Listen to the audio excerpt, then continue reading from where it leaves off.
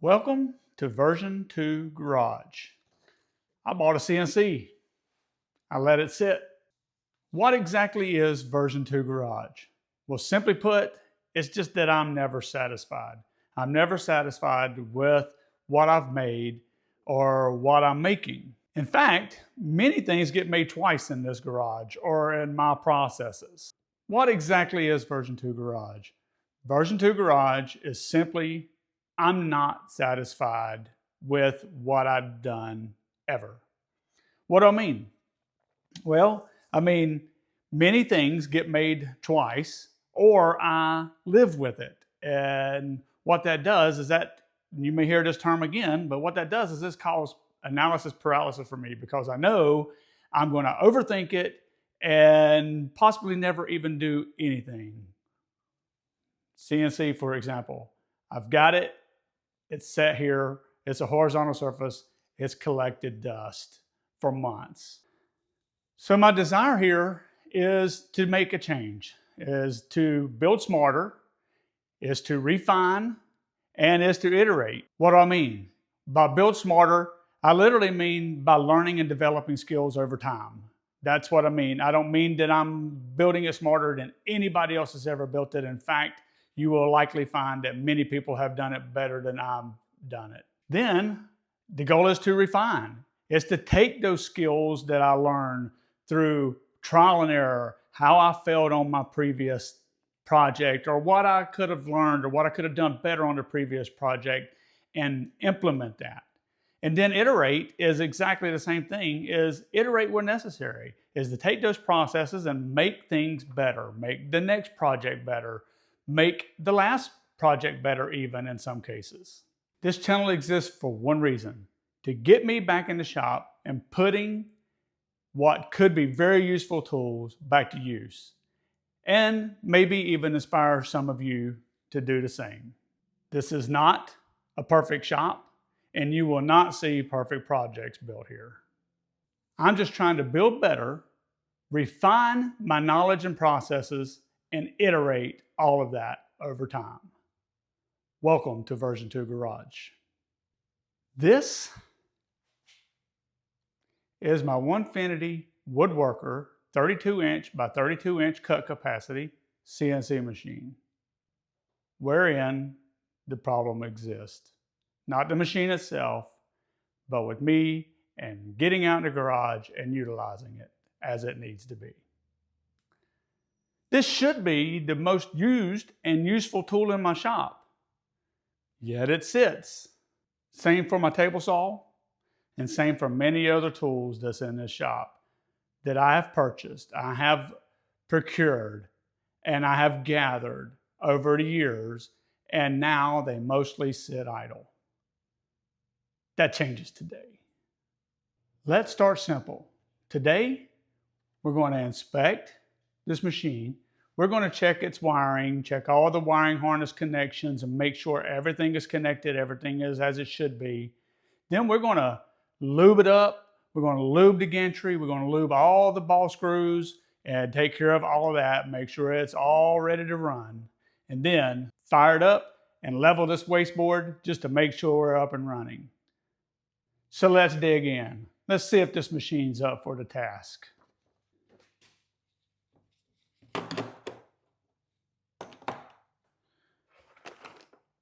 This is not CNC related. This is broken plastic. The remnants of what used to be my video game controller holder. It's now trash. This is all tools that I do use with the CNC. Couplings, everything here is predominantly used for the CNC, including an unsharpened pencil. The dust is not as bad as you would think after it's been sitting out here for months, but we're about to take care of that. The dust collected on my screen here, my Buildbotics controller. We got our DeWalt vac over here. Let's just dig on in.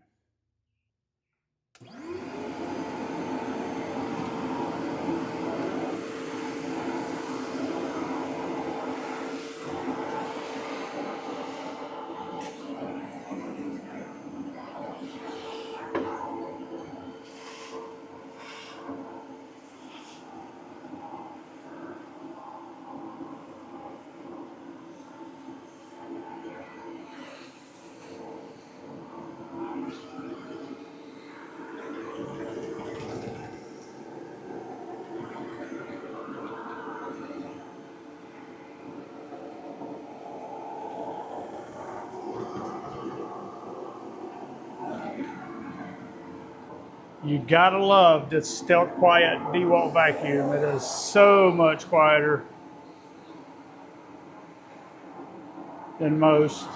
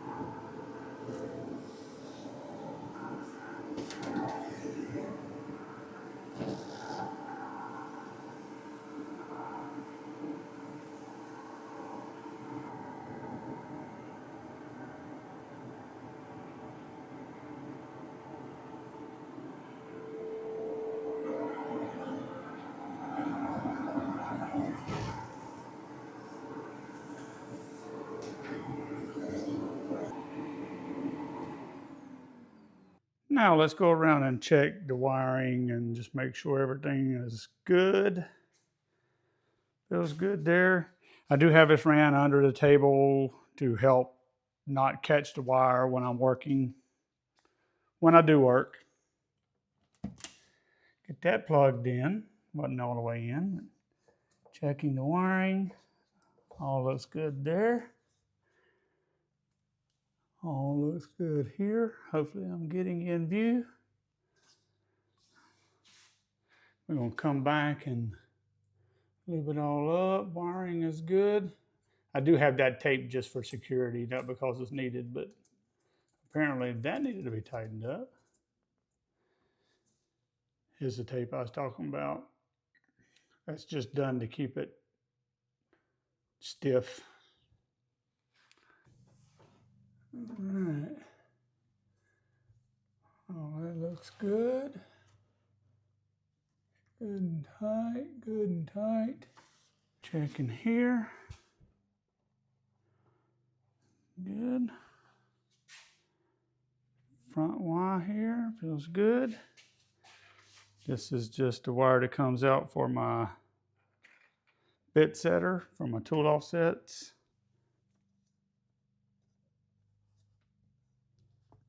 Video game controller. All the wires are in. Time to fire it up.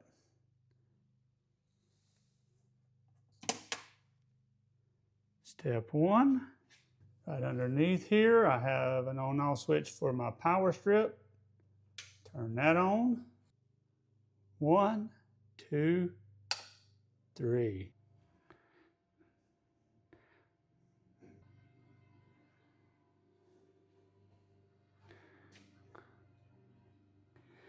All right, let's tell it to home.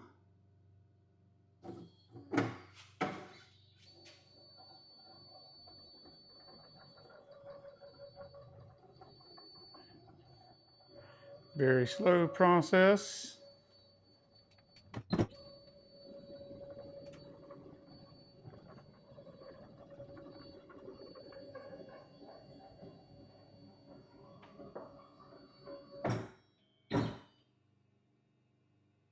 All right, it's telling us there's an upgrade available, so let's take advantage of that. Upgrade. Upgrade via web. Upgrade. It says it takes less than 5 minutes. These are usually really quick updates.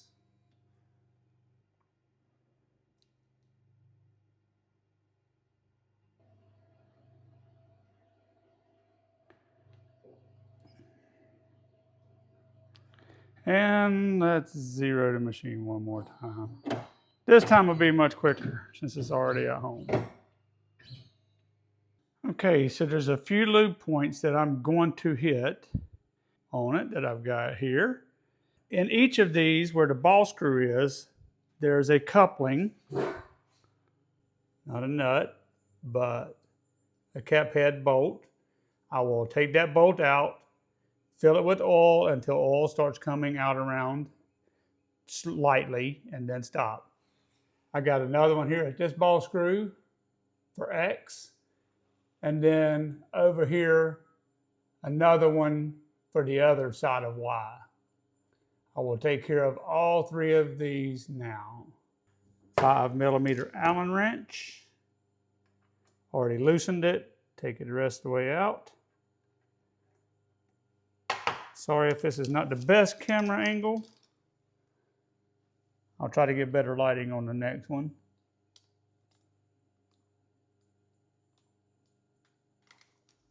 All right, already coming out there. Yep. It's not been used very much, so it's not surprising. So let's tighten that. Okay.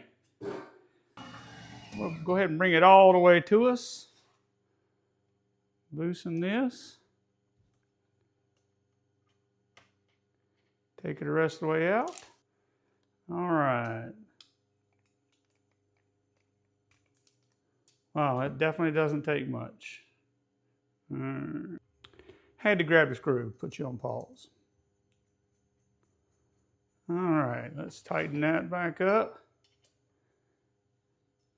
And then we're gonna move those two axes there just to get it in there.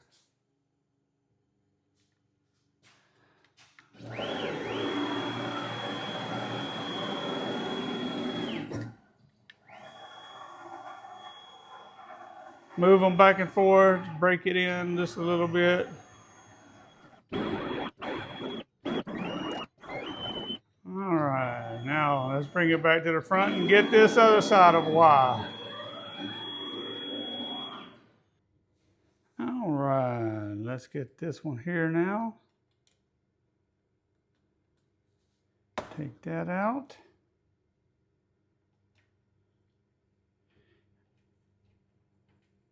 I don't anticipate this one taking much either, so.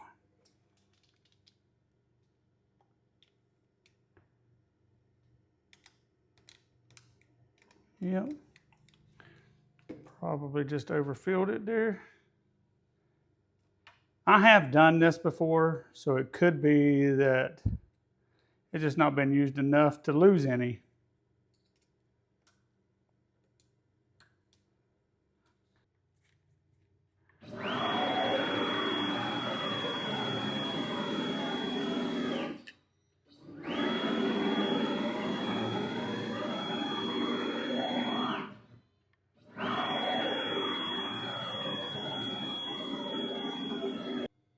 Now let's wipe down these rails a little bit. Just got a regular microfiber cloth. I like to wipe around, get rid of any dust around that gasket there as much as possible. Same thing down here.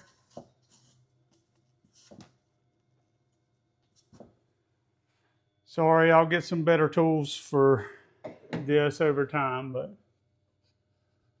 I'm just going to wipe that down right there. Get rid of the dust around those little bushings there. And wipe it down.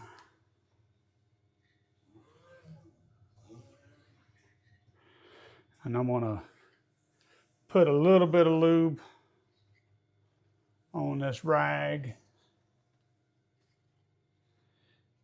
And wipe it all back down again, but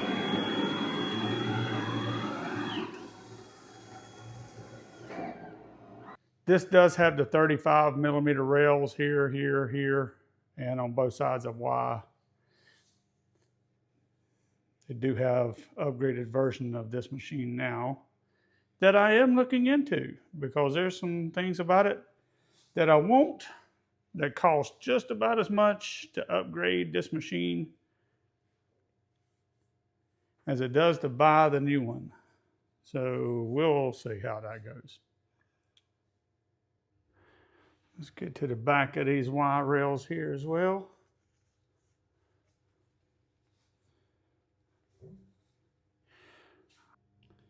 So just in case it wasn't obvious, I do have these 3 pieces here that go around the perimeter that helps to contain the dust inside of the machine area.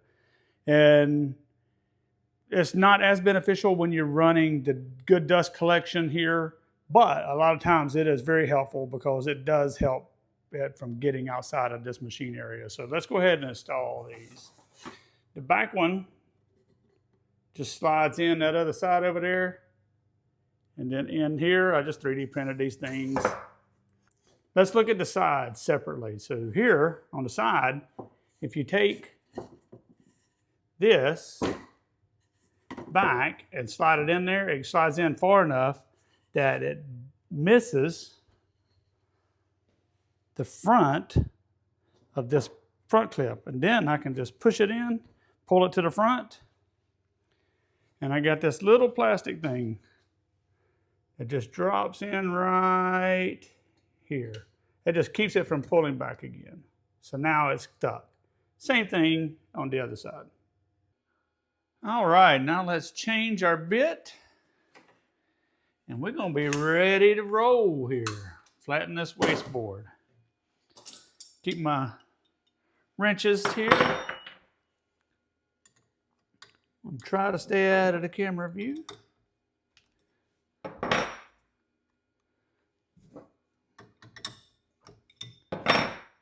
Careful with the bits, they can cut you.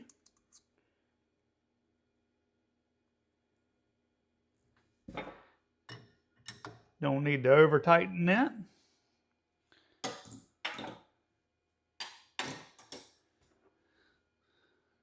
Place the bit in my holder. Now let's get rid of all of this stuff on the wasteboard. We'll set that behind there for now. Let's take these out of the way. I usually take these and set these to the side so they don't get in the way, but don't get lost. All right, now let's find our X, Y, and Z 0. I'm going to turn on my game controller.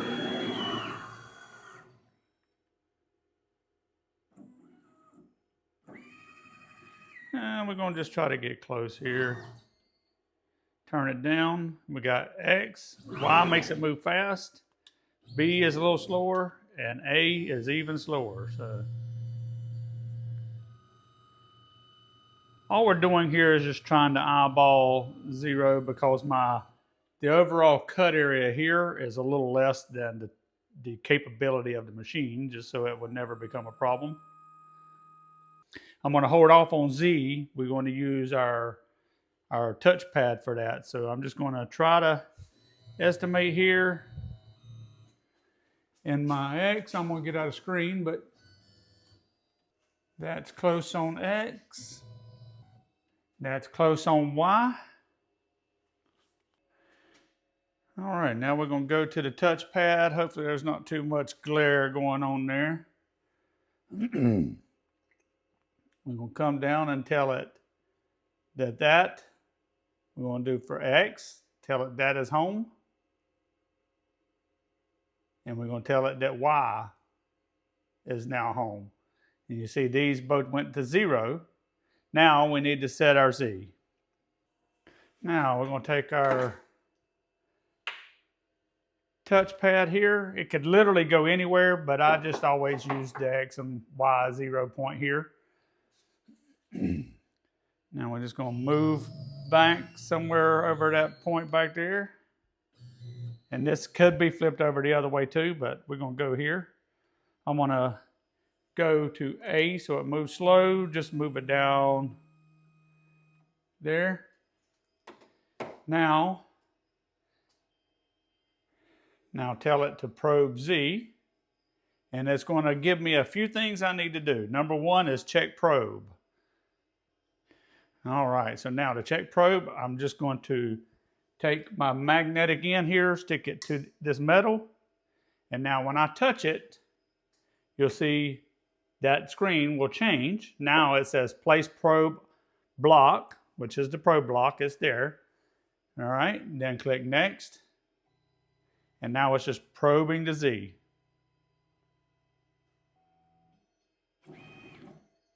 All right, now it says it's done. Unhook everything. Put it away. I got a little holder here that's out of the screen, but now back over here on this screen, click done. All right, now we've got our X, Y, Z set. We're going to move this out of the way, raise it up a little bit. Now let's turn on our spindle. It's out of frame. You can't control it, but it's pretty much set to max. We'll come over here, tell it to run. Now it says this hold, it's waiting for me to run again. Now,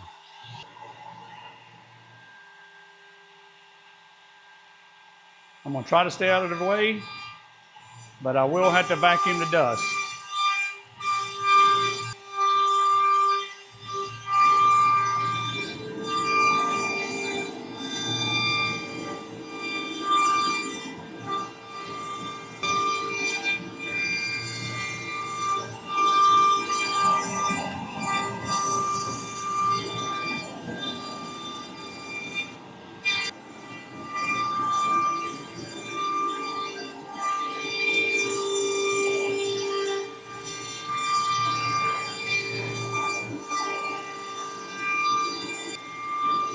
Dust everywhere.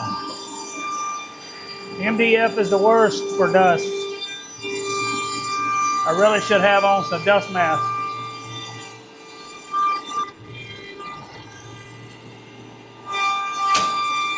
Okay.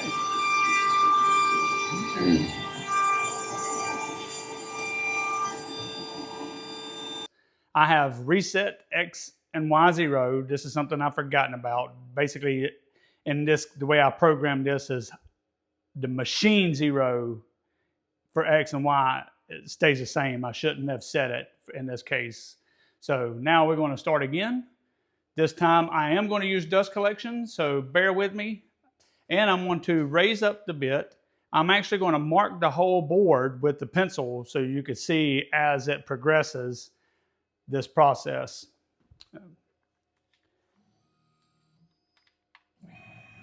Let's get that up and out of the way. Let's take our pencil here.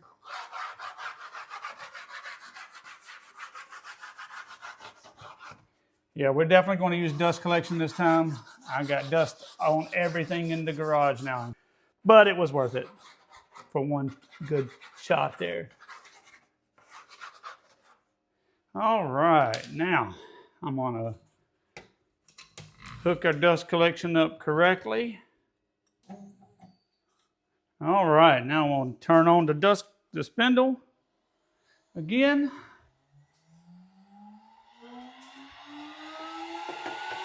I'm gonna hook up dust collection back here, if you can see that. So it comes through here, turn on our dust collection. Same process, I'm gonna hit start, run, and then it says holding, I'm gonna hit run again. Now,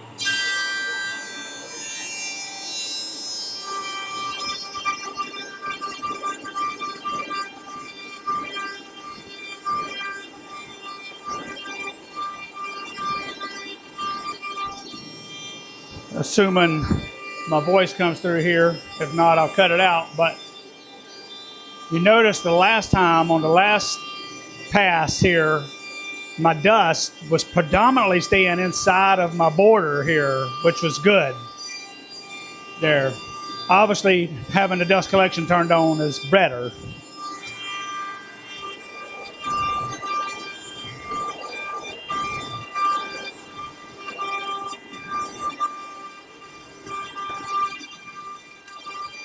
The good thing about a CNC, or one of the many good things, is you can actually take time to get stuff done while the machine is running your program, if you trust it. I trust it as long as I'm in the room.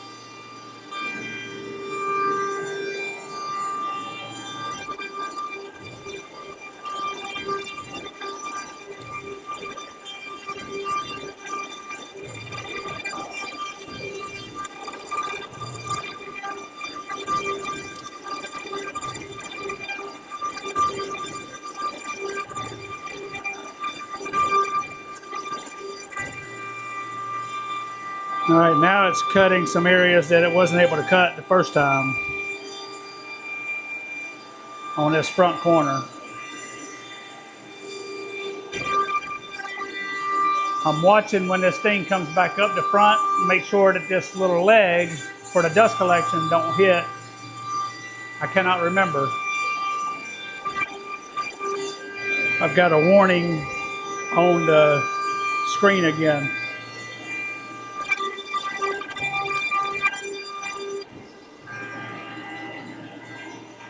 It just missed it that time.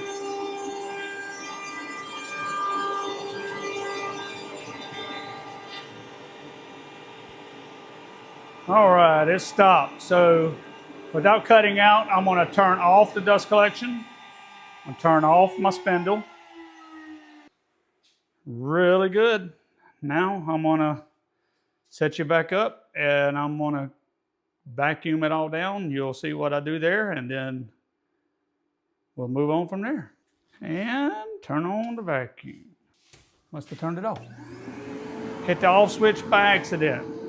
I may be in the way here, but you'll get the gist of what I'm doing. I usually like to do a really good vacuum down after a cut, especially if I'm done.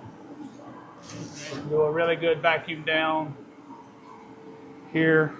All the rails, all the ball screws, as best I can.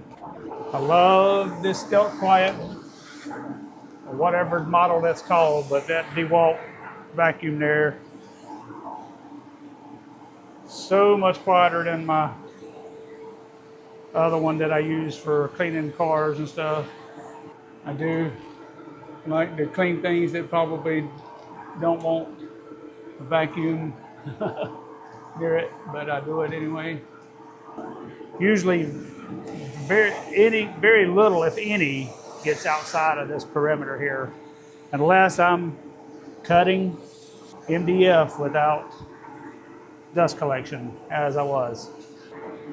Very good, very good.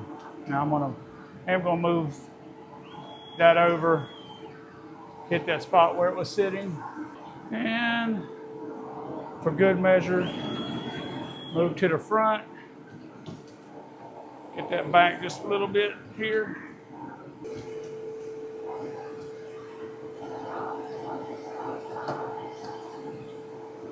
All right, turn off the dust collection. Now I'm gonna go through my shutdown procedure. You can see here, this is the error that I was getting, but it was able to finish there, so all was good. Go to my little 3 dots, shut down. They changed it on me since the last time I've used it. Now, once the screen turns here, I turn off here, emergency stop, and come back and turn off all my main powers.